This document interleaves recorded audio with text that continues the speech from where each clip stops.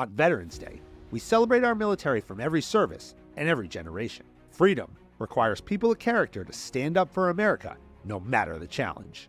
This Veterans Day, the Jedburgh Podcast, the Jedburgh Media Channel, and the Green Beret Foundation are proud to announce our partnership with the University of Health and Performance. Located outside of Bentonville, Arkansas, UHP is dedicated to providing our transitioning service members with the skills needed to build careers in health and fitness, and as entrepreneurs.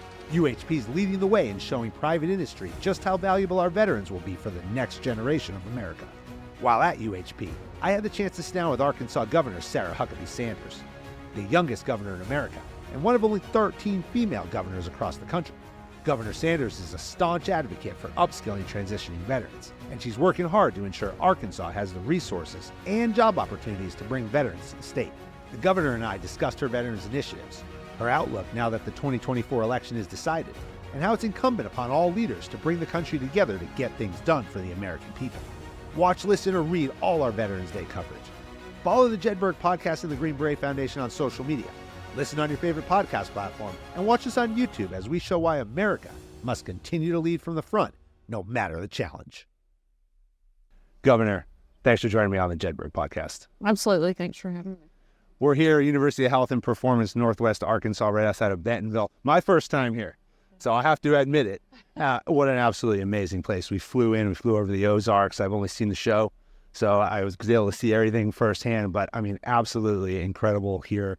Incredible to have you here. Incredible to have Senator Bozeman here and really be talking about the importance of Veterans Day. Why is it so important to you in Arkansas? What they have been able to do and create here is so important. We're so proud to have it in Arkansas. Matt, who's the CEO and founder of UHP, has done a great job of building a place that helps our veterans transition from serving in the military and then going into the workforce.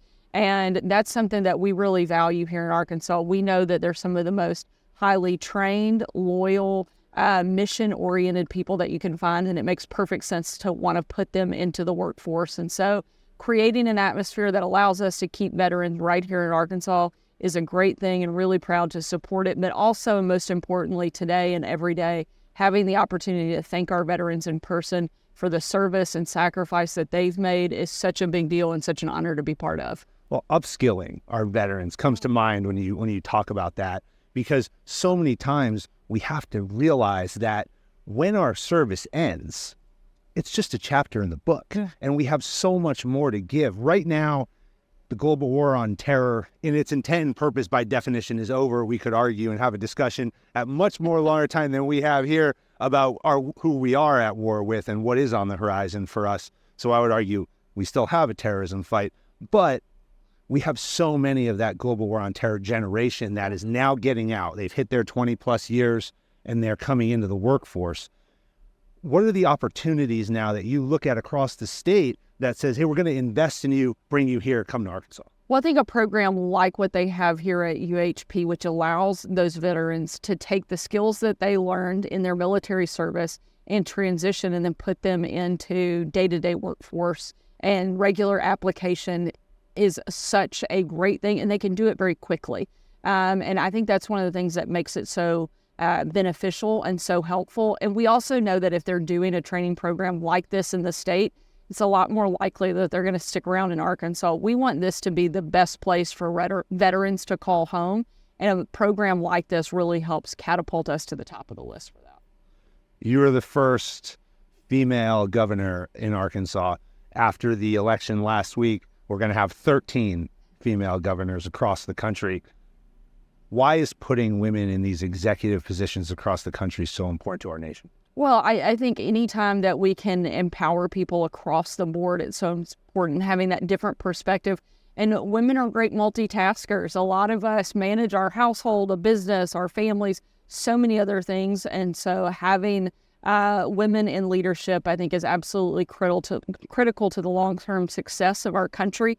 And for every little girl that is growing up in the U.S., they should have somebody that they can point to and say, I can do that, I want to do that. And so empowering women in every position is so very important. And I'm glad to see that we're expanding that in government. And I'm glad to be the first woman to lead my state as well. My daughter turned 15 today. And she reminds me of what you just said, that, hey, Dad, how come you can only do one thing? And my wife reminds me too. So you're absolutely right. I think we've just come out of one of the longest election cycles, certainly in history. We talk about divisiveness. The country, it really is divided in so many ways. At least we haven't gone back to the days of the 1800s when Aaron Burr actually shot his opponent. But, President Trump was shot at, and we're very fortunate that it ended the way it did. What's next for the country on the back end of this election? Where are we going from here? Well, I think that what we saw this past week with such a decisive win by President Trump shows that these are policies that people want. At the end of the day, people don't want government intruding into every aspect of their lives. Frankly, they want to be left alone, and so they want a president who understands that. They also want somebody who is respected on the global stage, somebody that our allies actually respect and that our enemies fear. And I think we saw that take place at the ballot box. People want a secure border. They want to know that we have a law and order country. And those are the big policies that I think you saw people vote on when they cast their ballots last week. And those are going to be the things that I think you'll see President Trump enacting on a regular basis as he takes the mantle back again at the White House in January. In special forces, in the military, we talk a lot about having input from every level. I think we're very fortunate on special forces teams. You got a 12-man team. Everybody gets a say. But when the decision's made, everybody gets in line. Well, as you said, decisively, the decision's been made. Now, how do we get everybody in line? What's the message that says, look, the country spoke. Now let's just come together and do this? I think if I knew how to get the other side in line, it would make my life a lot easier. But I think one of the important things is that we have to focus on things that everybody can agree on and things that lift our country up.